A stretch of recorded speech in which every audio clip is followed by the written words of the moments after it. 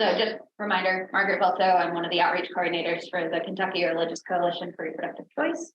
And so to give background again, because I don't remember everybody who was here, going over the reproductive justice framework, and I'll get to why this matters based on Amendment 2. Human right to maintain personal bodily autonomy, human right to have children, to not have children, and then to parent the children that we have in safe and sustainable communities. This was coined by a group of Black women in 1994 in Chicago, and then that group later became the Sister Song Reproductive Justice Collective in 1997. Facts about abortion related to all of this. I won't necessarily go over all of the nitty-gritty about it, but abortion is common. Abortion is not common after the first trimester, though, and it is less dangerous by a lot than giving birth, and done by a lot of people who are religious. So, Amendment 2. So the ballot question that you're going to see, if you haven't voted absentee by paper yet, looks like this. It is very tricky language. It's almost like a double negative when you're trying to read it. Whoop. There we go. Okay. And the most important part to know, that the first part, but the aspect as follows, and then it talks about protecting human life. And there are some issues with that phrasing because when it comes down to it, it sounds really awesome, but when you look at it, it's whose life are you protecting in this case? And for them, it seems very straightforward, but you would be surprised at how many people will read this and go, well, I don't understand it. A lot of people are like, well, yes, I really want to do all of this. And they're like, wait, no, you really don't. You really don't want to do it. No abortion, period. Yeah, so in plain English terms, it would be, do you want to add to the Constitution that we cannot have abortion and there will be no funding of abortion in Kentucky ever again? Which also the funding part is really interesting because that's never been required. And that is one part that the Vote Yes side has actually been focusing on. You might have seen all the billboards that say vote yes to save taxpayer dollars. They would have been saved anyway. The only money that goes towards abortions in either state or federal comes through Medicaid, and that's only for rape, incest, and the life of the pregnant person. Those are the only cases where that would happen. So breaking down yes and no, the yes vote would need a repealing amendment. So if you think of the US Constitution, you would have Amendment 18 that banned alcohol, Amendment 21 that overruled prohibition. So similar thing would have to happen here. Based on some polling and statistics that have come out of Protect Kentucky Access, which is the Vote No Coalition campaign, this could take 50 to 60 years to switch over if this amendment does pass.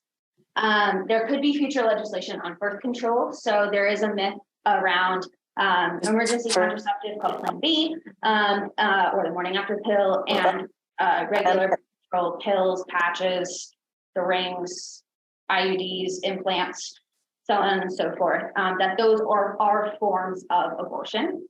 Medically, that is incorrect. But because that myth exists, people will make laws about it. And so as this amendment stands, it is giving clearance to anything. It's setting a precedent for anything to follow.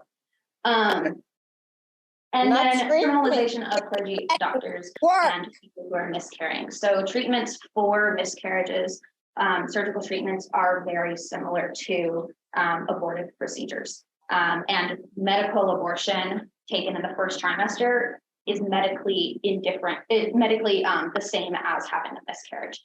And so when it comes to someone miscarrying, if there is suspicion of, well, did you do did this just happen, or did you do this on purpose? That's a really gray area. And there's no real way to clarify that. And so criminalization of them could happen. Clergy, so if I came to Sam and was like, hey, I'm pregnant. I don't know what I'm going to do. I don't know how to move forward. And Sam said, okay, these are some options. Like you have adoption, keeping the pregnancy, like getting an abortion, da da da da da. Just because I had that conversation, if I went and then had an abortion, even though she's not saying go get an abortion, she could be taken to jail for that, simply for having that kind of conversation. And then obviously doctors, any kind of misstep could be seen as like, oh, you did this on purpose. We're going to find you. A no vote, unfortunately, would not legalize abortion in Kentucky. It is currently illegal. It's been illegal since the beginning of August. Actually, my first day of work was when that trigger ban went into place, which was lots of fun. And that includes telemedicine appointments and medication abortion. Technically, you can still get medication abortion in the mail. I'm not telling you that because I'm not saying that because you should. I'm just saying it's possible. I'll just put that out there. But this would lead to the possibility of us legalizing it in the future. Because the Constitution as it stands right now is the only thing protecting.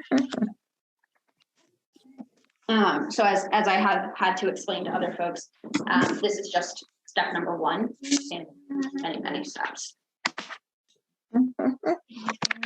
So big issues with this amendment. Governmental overreach is one of the biggest ones. Obviously, it would take the choice of the pregnant person, that conversation between the doctor and the pregnant person, and put it in the hands of a bunch of people in Brantford trying to have their hands in on everything. So decision would no longer be ours. The dissolvement of HIPAA is another big one that was raised when Dobbs happened. So the clause of the 14th Amendment in the US Constitution, that was the basis of Roe v. Wade and Planned Parenthood v. Casey, was also what we base medical privacy on. It's also the same clause that we base same-sex marriage and interracial marriage on as well. So the dissolvement of HIPAA is a big concern for a lot of people.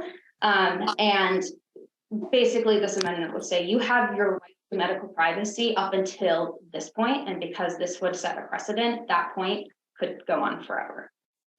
Another one is no exceptions. So 10-year-old girls that got pregnant, like the one in Ohio, would have to go somewhere else to get an abortion. And then it's a human rights violation according to the UN. So in the Vienna Conference from 1993, they wrote that forced pregnancy was a human rights violation. It's not listed in the Declaration of Human Rights, but it falls in line with a lot of those things as well. Something important to note, though, is actually the US never ratified either of those. We never signed on, which is frustrating. But again, it goes on to like, where do we stand as a country? Why didn't we sign on to it? And should we go on to sign that later?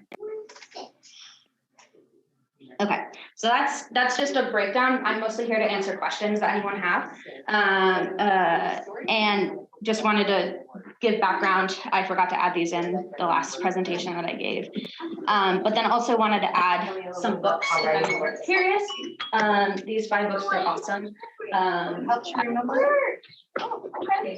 Rebecca and Loretta Ross.